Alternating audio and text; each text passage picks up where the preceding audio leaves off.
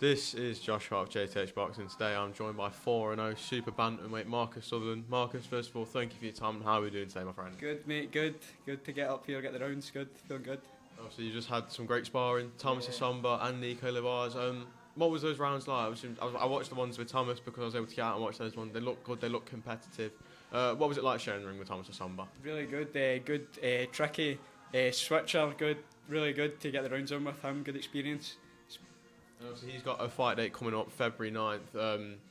When you look at Thomas Essomba's career, it's kind of like a bit of a fairy tale story. You know, you kind of always look at him and think, you know, he kind of just seems like a journeyman. He fought Sonny Edwards, and then Sonny decided to take him under his wing, bring him here.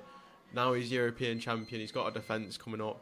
Yeah. Is it people like Thomas that, you know, you as a fighter, you can look at and think, okay, no matter what happens, there's always a chance in this sport? Yeah, well, of course, but I don't watch boxing. I don't really know many boxers. I didn't really know Thomas till like a couple of weeks ago. So I'm just kind of learning them all now.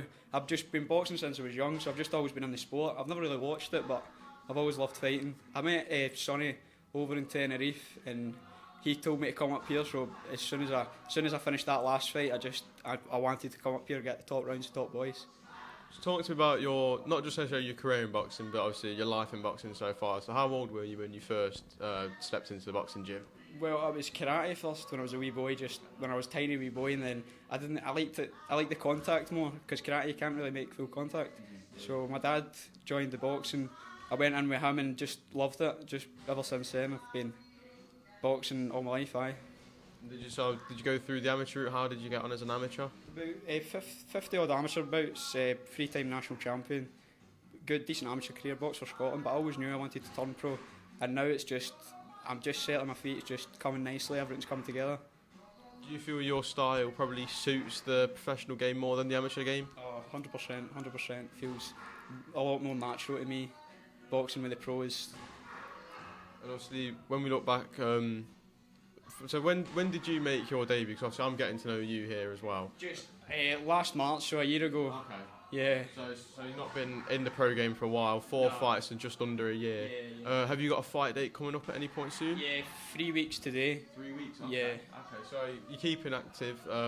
Something that I always talk about at prospects is the key of activity and needing to stay in the ring. So obviously it's all well and good being in the gym and sparring, but there's nothing quite like being in the ring on fight night. So what is it? Obviously, how are you finding the turnover so far? How are you finding? Obviously, I think it's going to be up to rounds now as well. How are you finding it all? Good.